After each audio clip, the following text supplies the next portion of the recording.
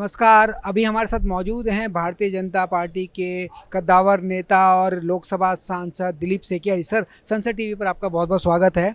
पहला सवाल ये कि लगातार आप दूसरी बार सांसद बन के आए हैं, अपने स्टेट को लेकर केंद्र की जो योजनाएं हैं उसमें और अपने क्षेत्र में किस तरह से उनको ले जाकर विकास करते हैं। साथ ही अगर हम बात करें सांसद निधि की, केंद्र की योजनाओं की और स्टेट की योजनाओं की, कितना अहम मानते हैं तीनों को क्षेत्र के विकास के लिए? देखिए, आदरणीय प्रधानमंत्री जी के नेतृत्व में पिछले 11 साल में देश का शताधिक विकास हुआ है और प्रधानमंत्री जी का जो भी फ्लैगशिप प्रोग्राम है भारत सरकार का, हर एक जो योजनाएं हैं वो योजनाएं हम गांव तक और अंतिम छोर तक पहुंचाने के लिए हम कोशिश कर रहा है। मेरे संसदीय समष्टि में प्रधानमंत्री जो आवास योजना है, ये आवास योजना ग्रामीण और अर्बन दोनों में हमारे जो गरीब लोग हैं, विशेष करके जिसका पक्की छत नहीं है, ऐसे हजारों ऐसे समाज के जो अंतिम छोर में रहते हैं, ऐसे लोगों को बहुत बड़ा एक उनको एक सहायता मिली है। प्रधानमंत्री आवास योजना हो या प्रधानमंत्री किसान जो सम्मान निधि है, किसान सम्मान निधि में असम को करीब 22 लाख कृषकों को ये सम्मान मिला है। प्रधानमंत्री जो आवास योजना है उसमें करीब 22 लाख लोगों को पिछले 11 साल में ये आवास योजना का लाभ मिला है। अलग अलग जो भी योजनाएं हैं, गांव के लिए हो, शहर के लिए हो, आदिवासी लोगों के लिए हो, एसटी, एससी, ओबीसी के लिए हो, सभी योजनाओं का लाभ असम में मिला है और हम कोशिश कर रहा है इसको सैचुरेशन लेवल तक लेके जाने के लिए।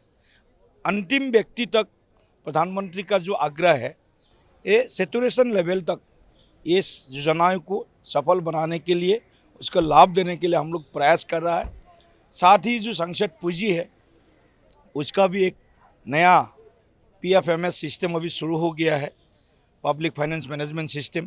पीएफएमएस के ज़रिए हम अभी 2.5 लाख से ऊपर स्कीम दे सकते हैं, तो वो भी स्कीम हमारे लिए एक साथ आने का एक नया एक परंपरा शुरू हुआ है। तो हम ज़रूरतमंद जो हमारे संगठन संस्थाएं हैं या कुछ इम्पोर्टेंट जो अनुष्ठान हैं, इसे लोगों को हम दे रहे हैं, तो लोग काफ़ी खुश है। और प्रधानमंत्री जी का जो गरीब कल्याण का जो मंत्र है, अभी असम में जो करीब 3 करोड़ लोगों को आज प्रधानमंत्री गरीब कल्याण अन्न योजना का लाभ मिल रहा है। तो ये सब जो है, जो गरीबी मुक्त जो भारत का जो संकल्पना है, गरीब मुक्त भारत का सही तरह से ये काम हो रहा है प्रधानमंत्री जी के नेतृत्व में। आज 25 करोड़ से भी अधिक लोग बीपीएल से वो लोग एपीएल तक उनका जो रास्ता तय हो गया है। तो ऐसे करके गरीब मुक्त भारत और विकसित भारत, ये जो हमारा संकल्पना है, प्रधानमंत्री जी ने विशेष करके नॉर्थ ईस्ट को प्रायोरिटी में रखा है, आसाम को प्रायोरिटी में रखा है। 70 टाइम्स, मोर देन 70 टाइम्स प्रधानमंत्री नरेंद्र मोदी जी खुद पूर्वांचल में गए हैं, आसाम, नॉर्थ ईस्ट में गए हैं और जाकर के हर एक कार्यक्रम को इसका रूपान्वयन, इसका क्रियान्वयन के लिए काम कर रहा है। हर मंत्री को भेजते हैं नॉर्थ ईस्ट को। पहले बार नॉर्थ ईस्ट को महसूस हुआ है, हम भी भारत के जो मेन स्ट्रीम डेवलपमेंट जो मैप है उसमें हम लोग शामिल हो गया है, सम्मिलित हो गया है। तो पूरे नॉर्थ ईस्ट प्रधानमंत्री जी के प्रति कृतज्ञ है, असम कृतज्ञ है। और ऐसे प्रधानमंत्री जो पूर्वांचल को एक अस्तर लक्ष्मी के नाते, एक न्यू इंजन ऑफ ग्रोथ के नाते उन्होंने जो हमको प्यार दिया है, हमको केयर किया है और हमारे मेंटर बना है, इसके लिए हम प्रधानमंत्री जी को फिर से असम वासियों की ओर से, मेरे संसदीय समष्टि की ओर से, अभी प्रधानमंत्री जी 8 सितंबर को आ रहा है, मेरा कॉन्स्टिट्यूएंसी में दरंग में आफ्टर 78 ईयर्स ऑफ इंडिपेंडेंस वहाँ मेडिकल कॉलेज का वो शिलान्यास करने जा रहा है 8 सितंबर को। दरंग मेडिकल कॉलेज, एक ब्रह्मपुत्र के ऊपर दूसरा ब्रिज कुरुआ नारंगी ब्रिज जो करीब 1500 करोड़ के आसपास के होंगे। एक गुवाहाटी रिंग रोड जो करीब 6000 करोड़ के आसपास होगा। ऐसा करके 8000 करोड़ का एक बड़ा योजना का शिलान्यास आदरणीय प्रधानमंत्री जी आज सितंबर को कर रहा है। तो मेरा संसदीय समष्टि विशेष रूप से लाभान्वित है। केंद्र सरकार, प्रदेश सरकार जो हमारे वहाँ पर डॉक्टर हिमंत बिश्व शर्मा जी के नेतृत्व में है, तो दोनों सरकार से मेरे संसदीय समष्टि को विशेष रूप से लाभ मिल रहा है। और मेरा दोनों डिस्ट्रिक्ट दरंग और उदालगुड़ी, मैं वहाँ से ही सांसद हूँ, दोनों एस्पायरेशनल डिस्ट्रिक्ट है, आकांक्षित जिला है। तो और आकांक्षित जिलाओं में दरंग भी अच्छा क्रम में आगे बढ़ रहा है और उदालगुड़ी भी अच्छा क्रम में आगे बढ़ रहा है। तो कोशिश कर रहा हूँ इस एस्पायरेशनल डिस्ट्रिक्ट्स का जो परिभाषा है उससे हम बाहर निकल करके मेन स्ट्रीम एक डेवलपिंग डिस्ट्रिक्ट में हमारा दोनों डिस्ट्रिक्ट इसको काउंट किया जाए, इसके लिए प्रयास चल रहा है। सर, आपने जिस तरह बताया क्षेत्र के विकास के लिए केंद्र प्रधानमंत्री मोदी खुद इतना इंटरेस्ट लेते हैं, बल्कि पूर्वोत्तर को ही हम पूरे समग्र के तौर पर देखें जो उपेक्षित था एक समय तक, अब वो मुख्य धारा विकास की आ चुका है।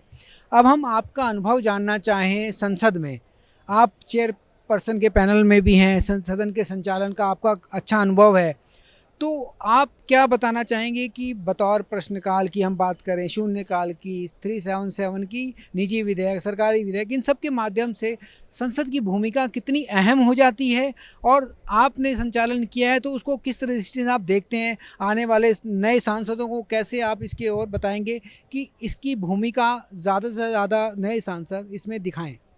देखिए, पहले बात जो सदन है, ऐसे तो सदन सांसदों के लिए है, लेकिन हमारा मानना है ये सदन केवल सांसदों के लिए नहीं है। ये सदन 140 करोड़ भारतीय के लिए है। 140 करोड़ भारतीय का जो सपना है, जो उनका रोज़मर्रा जो समस्याएं है, संसद में सांसद लोग बलिष्ठ रूप में उठाने का प्रयास करना चाहिए, कर भी रहा है। लेकिन दुर्भाग्य से इस सदन में जो रुकावट आ रहा है, हर दिन कोई ना कोई विषय को लेकर के जो जनता के साथ डायरेक्टली कभी कनेक्ट भी नहीं है, केवल पॉलिटिकली मोटिवेटेड मुद्दे को लेकर के जो संसद में रुकावट डाल रहा है, ये लोकतंत्र के लिए अच्छा नहीं है, लोकतंत्र के स्वास्थ्य के लिए भी अच्छा नहीं है और जनता के लिए भी अच्छा नहीं है, देश के लिए भी अच्छा नहीं है। इसीलिए मैं जब शेयर करता हूँ, हम कोशिश करता हूँ सदन चले, सदन में चर्चा हो, सभी पक्ष प्रतिपक्ष लोग अपना विषय रखे, क्वेश्चन आवर नहीं चलना देता है। कितना मतलब समय के बाद एक सांसद को एक महत्वपूर्ण विषय के ऊपर 20 सांसद को एक दिन में सुना जाता है। एक सवाल में देश का पूरा विकास का जो नक्शा है उसको मंत्री जवाब देते हैं, लेकिन क्वेश्चन आवर भी चलने नहीं देना, ये तो बहुत मतलब जनता के लिए भी और संसद के गरिमा पर भी आघात है। मैं इतना ही मानता हूँ। सर, संसद टीवी को आपने समय दिया, आपका बहुत बहुत धन्यवाद। तो ये थे दिलीप सेकिया जी, जिन्होंने बताया किस तरह से वो सदन के संचालन को भी सुचारू रूप से चलाने की कोशिश करते हैं, साथ ही अपने क्षेत्र के विकास को लेकर भी तत्पर हैं। संसद टीवी के लिए सुरेंद्र कुमार।